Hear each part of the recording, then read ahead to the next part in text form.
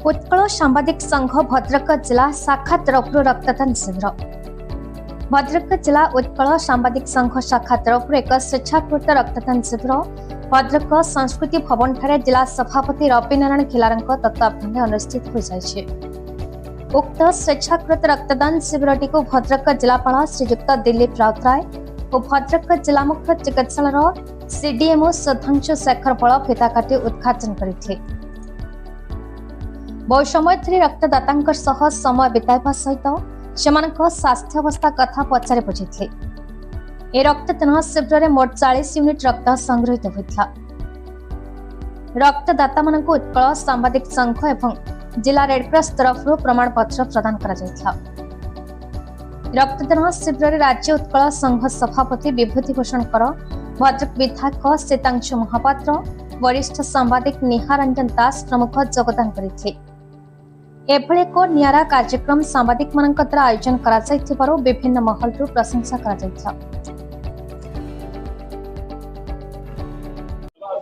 उत्कल सांबादिक संघर भद्रक जिला परिवर्तित कमिटी बैठक ए बैठक रे आज राज्यर एवं जिलार अनेक वरिष्ठ सांबादिक जोग देइथिले।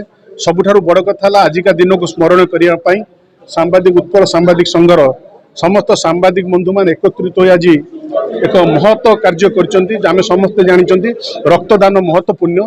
आज यही परिप्रेक्षी में सांबादिक बंधु मैंने निजे रक्त देवा सहित निज परिवारवर्ग और निज सहयोगी मानक सामिल कर सर्वप्रथम समस्त सांबादिक बंधु मान हृदय साधुवाद और कृतज्ञता ज्ञापन करुच्ची।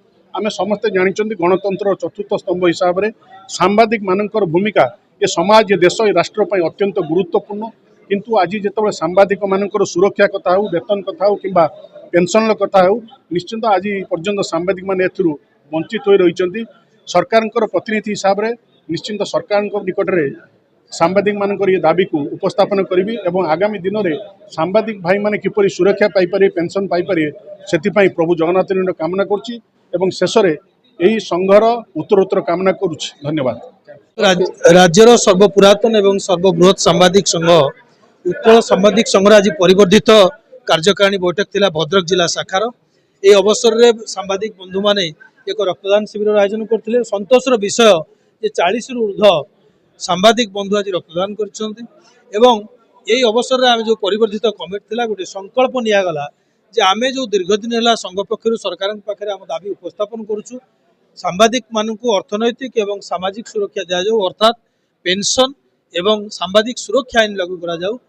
से संपर्क में सरकार जदि टाळटोल नीति ग्रहण करती अणदेखा करती तेबे आमे निश्चित भाव में निकट भविष्य में एक दृढ़ आंदोलन गढ़ी तोलिब संघ पक्ष। ता सहित निकट अतीत में आपण मैंने देखिथिबे जे राज्यर श्रम मंत्री गोटे अनुष्ठान रे कहिले जे सांबादिक मानकु श्रमिक हिसाब से चिन्हित करा जिवो, जहाँ नहीं समग्र राज्यर सांबादिक मानक हस्ते प्रस्तुत रहा एक प्रस्तावना नियागला एवं ये एक आपण कहि पारंती जे प्रस्तुति बैठक थिला। रविनारायण खिलार सभापति भद्रक जिला उत्कल सांबादिक संघ। देखु समाज रे जेते दान रही आमे प्राय जानिचु समाज रे 64 प्रकार दान रही। से 64 गोटी दान मध्यरु रक्तदान होचे एक श्रेष्ठ दान। जो दान एक महत् कार्य आज भद्रक जिला सांबादिक संघ ओडिशार जे सर्वबृहत सांबादिक संघ सर्वपुरातन सांबादिक संघ उत्कल सांबादिक संघ अनुकूल्य आज भद्रक ठारे आयोजन करिछि। जहाँकि सांबादिक बंधु माने आज ये आयोजन मुख्य भूमिका ग्रहण करिसेंती। सांबादिक बंधु माने निजे रक्तदान करिबा सहित सेमानकु भल पाउथबा विभिन्न संगठनर शुभेच्छु माने आज रक्तदान करिसेंती। जहाँकि वर्तमान जो देश में घड़ी मुहूर्त विश्व जो घड़ी मुहूर्त आम मैंने देखुंट जे सूचना युद्ध वर्तमान चली एक प्रकार कहले चले जे जो युद्ध को लक्ष्य रखी खबर पाइछु मिनिमम 50-60 गोटी ऊर्ध्व रक्त हो आम आशा रखीचु। युव समाज को मोर वार्ता रहिबो हे युव समाज युव बंधु आगे आसंतु एभली घड़ी मुहूर्त समस्ते जड़े जड़े रक्तदान करिथांतु। ए रक्तदान करुछंती आम पाई नुहे आमर भविष्य पीढ़ी पाई जो माने आज विपदरे पड़िछंती सेमानकु निश्चित रक्त सहायक हब साहाय्य करिवो आमे रक्त दउछंती अन्यर जीवन बंचाइया पाई भल युवक और नागरिक हवा पाई रक्तदान करिवार निहाती आवश्यकता रही। भद्रक जिला प्रतिनिधि सुजय पाकल रिपोर्ट भारत न्यूज।